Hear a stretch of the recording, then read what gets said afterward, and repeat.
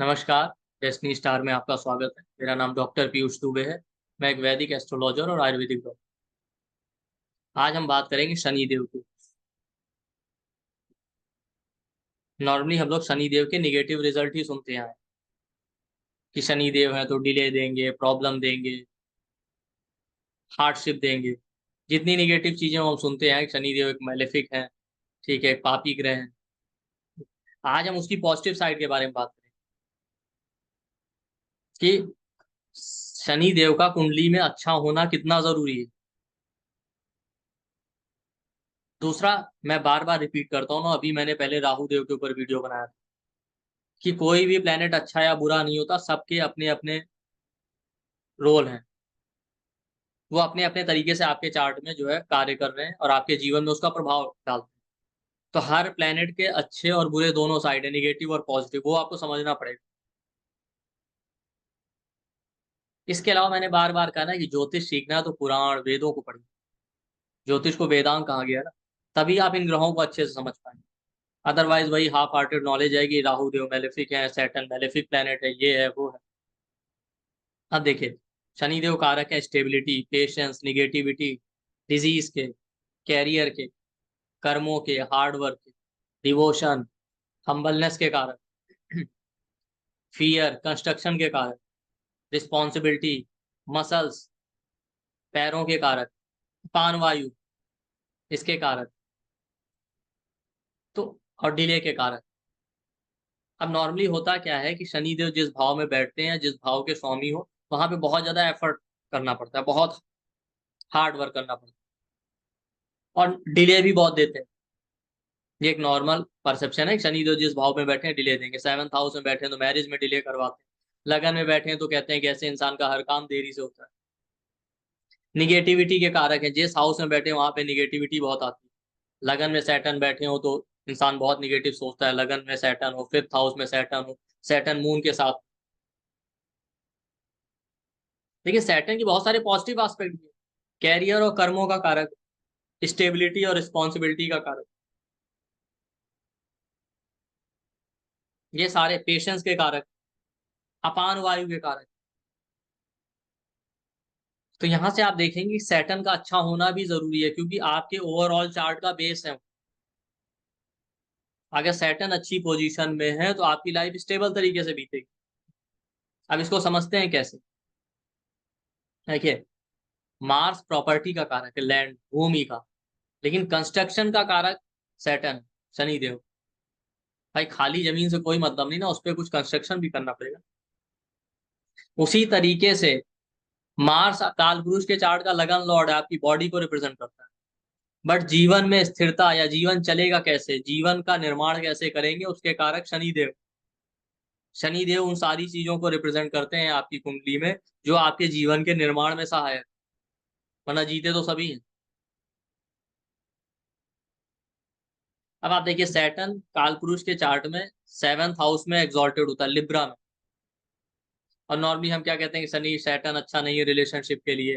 Venus अच्छा होना चाहिए, ये होना चाहिए, जुपिटर अच्छा होना चाहिए। नहीं, वीनस का अपना रोल है। वीनस रोमांस है, ये सारी चीजें। जुपिटर आपका विजडम है, स्पेस है। बट सैटर्न स्टेबिलिटी है। सैटर्न अच्छा होगा तो रिलेशनशिप लॉन्ग टर्म स्टेबल चलेगा। इसलिए देखिए, सैटर्न सेवंथ हाउस में हो, सेवंथ का लॉर्ड हो, वीनस के साथ हो, तो मैरिज में डिले करता है, डिनायल नहीं करता। बट रिलेशनशिप बहुत स्टेबल रहता है, अनलेस और अनटिल और कोई मेलेफिक इन्फ्लुएंस नहीं होना चाहिए सेवंथ हाउस, सेवंथ लॉर्ड या वीनस के।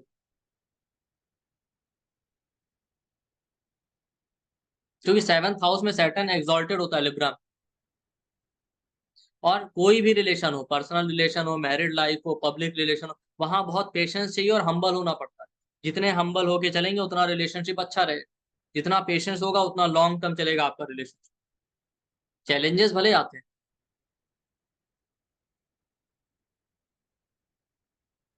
अगर आप समुद्र मंथन की स्टोरी पढ़ेंगे ना, तो कूर्म अवतार को शनिदेव रिप्रेजेंट। तो आप देखेंगे जब समुद्र मंथन हो रहा था तो मंदराचल पर्वत को जब मंथन के लिए हिला रहे थे, तो वो स्टेबल नहीं हो पा रहे थे, इसीलिए मंथन सही तरीके से नहीं हो पा रहा। जब भगवान श्री हरि विष्णु जी ये देखते हैं तब उन्हें लगता है कि नहीं नहीं, इसमें स्टेबिलिटी की कमी। तब वो कूर्म अवतार का रूप लेते हैं और जल के अंदर मंदराचल पर्वत के नीचे स्थिर हो जाता है, जिससे मंदराचल पर्वत स्थिर हो जाए और स्थिर तरीके से मंथन चलता है। पर अन्यथा मंथन का कार्य पूरा नहीं हो पाता। तो कूर्म अवतार भी हुआ था मंदराचल पर्वत को स्थिर करने। तो शनि देव को कूर्म अवतार से रिप्रेजेंट करते हैं। सैटर्न जितना अच्छा होगा उतना लाइफ में स्टेबिलिटी रहेगी। जिस हाउस में सैटर्न बैठा है, जिस प्लेनेट के साथ बैठा, वो आपको स्टेबिलिटी दे सकता है। तो लिब्रा में एक्सॉल्टेड है, पेशेंस रखेंगे तो रिलेशनशिप स्टेबल तरीके से चलेगा। पब्लिक पर्सनल कैसा भी रिलेशन। आप देखिए सैटर्न वीक हो जाए, डेबिलिटेटेड हो, तो रिलेशनशिप अच्छा नहीं चलता। सैटर्न वीक हो जाए, सन बहुत स्ट्रांग हो जाए, इंसान के अंदर ईगो आ जाता है। ईगो आ जाएगा तो रिलेशनशिप अच्छा नहीं चलेगा। सेवंथ हाउस सन वीनस के साथ सन हो, आप देखिए रिलेशनशिप में ईगो क्लैशेस बहुत देते हैं। इसके अलावा सैटर्न कालपुरुष के सेवंथ हाउस में एग्जॉल्टेड है, और सेवन से फोर्थ होता है tenth house. Tenth house career का है, फोर्थ हाउस सुख का होता है, लगन से। तो सेवन से फोर्थ है टेंथ हाउस। विवाह का सुख कहाँ है? Tenth house. तो काल पुरुष के चार्ट में टेंथ हाउस का लॉर्ड सैटर्न, इसलिए भी सैटर्न का अच्छा होना बहुत जरूरी है। तो सैटर्न अगर पॉजिटिव रिजल्ट देगा तो वैवाहिक जीवन में सुख रहे। और टेंथ हाउस कैरियर का भी है, अगर स्टेबल कैरियर होगा तभी मैरिड लाइफ अच्छी चल सकती है ना। अदरवाइज वहां भी कुछ ना कुछ चैलेंजेस आते रहेंगे, भाई आपके पास फाइनेंशियल कंडीशन नहीं होगी, रिलेशन कैरियर स्टेबल नहीं होगा, तो कैसे सर्वाइव करेगी फैमिली।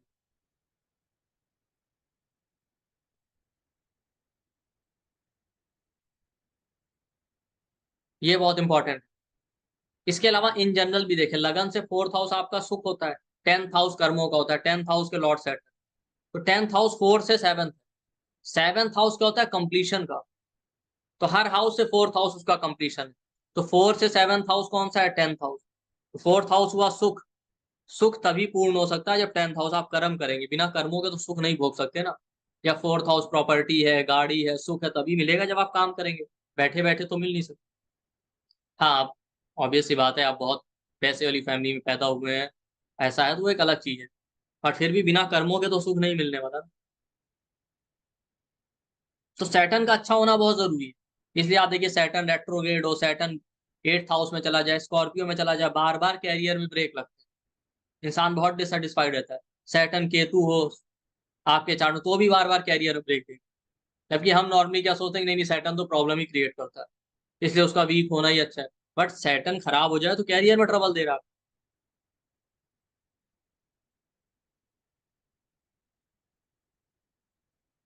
ये एक इंपॉर्टेंट बात। ठीक।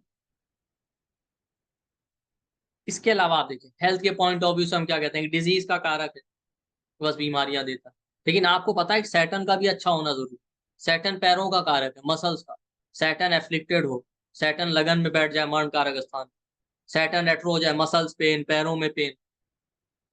भाई टेंथ हाउस पैरों का है ना, टेंथ हाउस कैरियर का, हम क्या कहते हैं, अपने पैरों पे खड़ा हो। सैटर्न एफ्लिक्टेड हो जाए तो नी ज्वाइंट का प्रॉब्लम आपको। इसके अलावा सैटर्न वायु तत्व को रिप्रेजेंट। तो हमारे आयुर्वेद में 5 तरह की वायु बताई गई, प्राण वायु, उदान वायु, समान वायु, व्यान वायु, अपान वायु। प्राण वायु का कारक जैसे जुपिटर है, वैसे ही अपान वायु का कारक सैटर्न। अपान वायु का काम होता है बॉडी से वेस्ट को बाहर निकालना, चाहे यूरिन के थ्रू हो, चाहे स्टूल के थ्रू हो। फीमेल्स में जो मेंस्ट्रुअल फ्लो होता है उसके लिए भी अपान वायु रिस्पॉन्सिबल है। तो अगर सैटर्न अच्छा होगा तो आपकी अपान वायु सही से फंक्शन करेगी, तो मोशन क्लियर होता रहेगा, यूरिन प्रॉपर तरीके से होगा, फीमेल से मेंस्ट्रुअल फ्लो प्रॉपर तरीके से होगा। अगर सैटर्न रेट्रोग्रेड हो जाए या अफेक्टेड हो जाए ना, तो आपको कॉन्स्टिपेशन दे सकता है, यूरिन रिलेटेड प्रॉब्लम दे सकता है, क्योंकि आपकी अपान वायु फंक्शन नहीं करेगी, गैस का प्रॉब्लम देगा।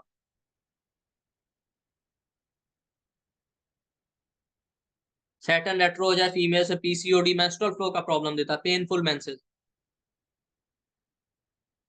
तो सैटर्न ऐसा नहीं, सैटर्न ही बीमारी का कारक, सैटर्न खुद भी खराब होगा तो बहुत सारी प्रॉब्लम दे सकता है। तो उसका अच्छा होना भी जरूरी।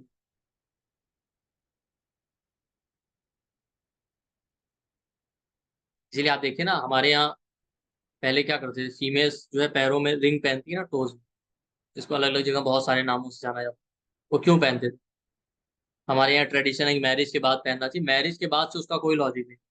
बेसिकली प्यूबर्टी के टाइम पे ही इसको पहनना चाहिए।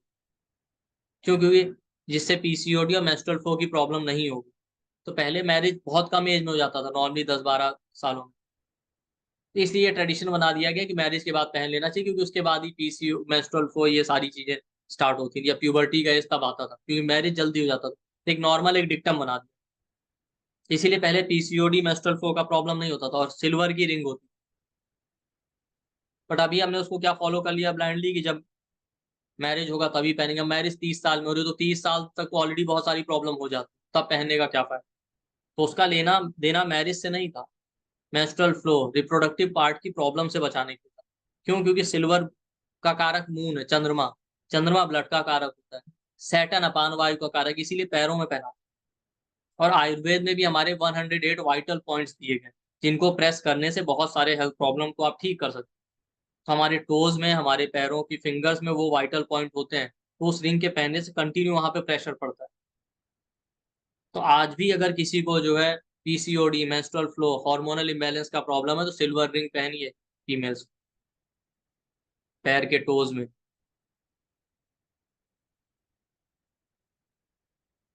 ठीक है, या पैरों की फिंगर्स। तो उसका लॉजिक ये नहीं है कि जब शादी होगी तब पहनेंगे, उसको प्यूबर्टी के टाइम से ही पहनना चाहिए।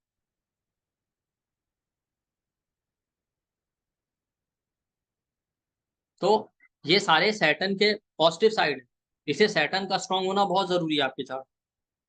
ट्रांजिट में भी देखिए, जब तक सैटर्न किसी इवेंट को एक्टिवेट नहीं करता, कोई इवेंट आपके लाइफ में होता नहीं। तो और आप ये भी देखिए, सैटर्न रिटर्न, जब आपका ट्रांजिट का सैटर्न बर्थ चार्ट के सैटर्न के ऊपर जिस साल गोचर करता है, उस साल लाइफ में मेजर इवेंट होता है।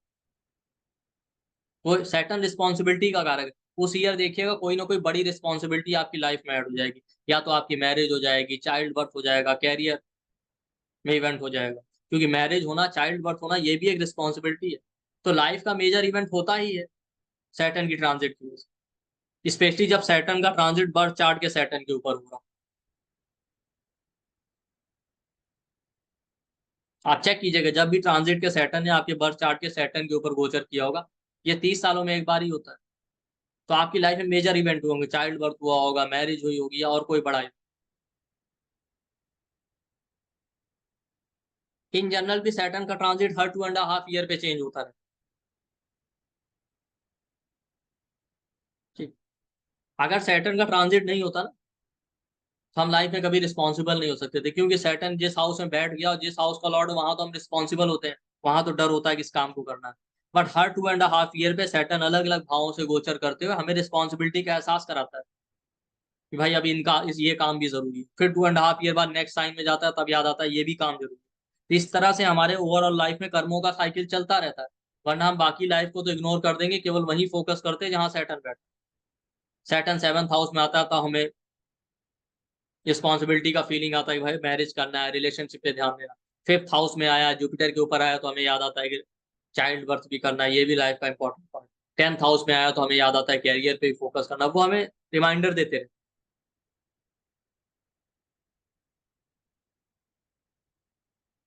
तो सैटर्न का पॉजिटिव होना बहुत जरूरी है।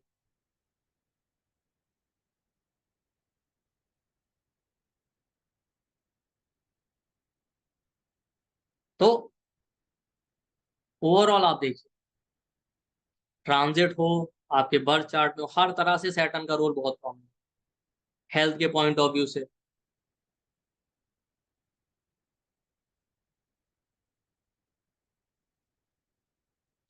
मैंने अभी आपको पीसीओडी, मेंस्ट्रुअल फ्लो का रेमेडी बताया। ठीक है। सबसे इंपॉर्टेंट प्रैक्टिकल बात यह है कि सैटर्न ये बताता है कि आप पेशेंस हो, गया हार्ड वर्क कीजिए। 9th हाउस आपके फॉर्च्यून का होता है, भाग्य का। ठीक। 10th हाउस कर्मों का होता है। 10th हाउस का लॉर्ड कौन है? सैटर्न। 10th हाउस 9 से सेकंड है। तो सेकंड हाउस हमारे सस्टेनेंस का होता है, लगन से सेकंड हाउस मारक भी और सस्टेनेंस का भी। तो हर हाउस से सेकंड हाउस उसको सस्टेन करता है, उसके लिए जरूरी है। तो 9th हाउस भाग्य का जरूर है, पर वहां से सेकंड हाउस है 10th हाउस। भाग्य तभी सस्टेन कर पाएगा जब आप कर्म करेंगे। 10th हाउस कर्मों का कारण सैटर्न है। काल पुरुष के चार्ट में 10th हाउस का लॉर्ड सेट। तो अकेले आप भाग्य के भरोसे नहीं रह सकते। तो भाग्य एक चीज है, पर कर्म भी करने पड़ेंगे। भाग्य तभी स्थिर रह पाएगा जब कर्म करेंगे, या भाग्य तभी साथ देगा जब कर्म करेंगे। तो सबसे बड़ा रेमेडी है सैटर्न वाले हाउसेस का, कि वहां पेशेंस रखिए, हम्बल रहिए, काम कीजिए। दिखावा नहीं करना है। भाई कूर्म अवतार हुआ तो जल के अंदर था, किसी को दिखाई नहीं दे रहा था, पर पूरा मंदराचल पर्वत उसी पे टिका हुआ था और समुद्र मंथन। तो जिस हाउस में सैटर्न बैठा आप भी समझ जाइएगा, आप छुपे रहेंगे, आपको दिखावा नहीं करना है। आप क्रेडिट या अप्रिसिएशन मत ढूंढिए, बस आप काम कीजिए। क्यों? क्योंकि आप हार्ड वर्क करेंगे तो जो हाउस में सैटर्न बैठा, जिस प्लैनेट के साथ बैठा, वो आपके चार्ट का बेस है। आपकी लाइफ को कंस्ट्रक्शन देगा वो, आपके जीवन का निर्माण करेगा।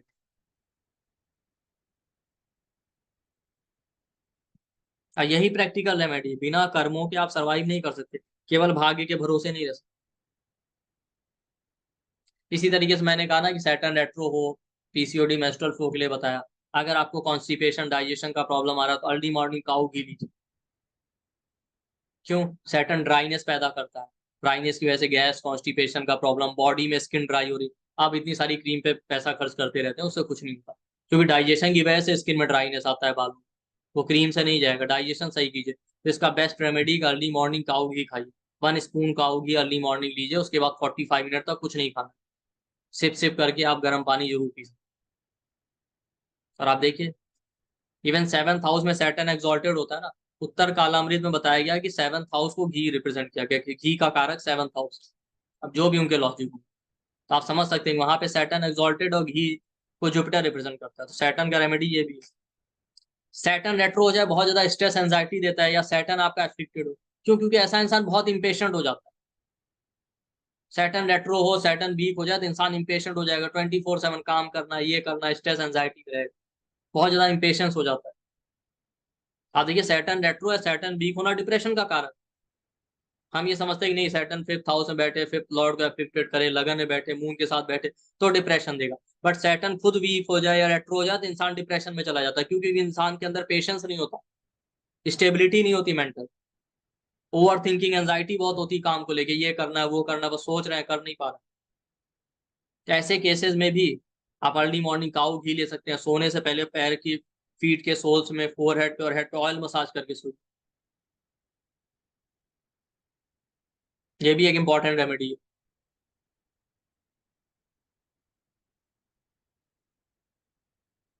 तो प्रैक्टिकल रेमेडी, एक हार्ड वर्क कीजिए, हम्बल रहिए, बाकी जो रेमेडीज बताएं वो कीजिए।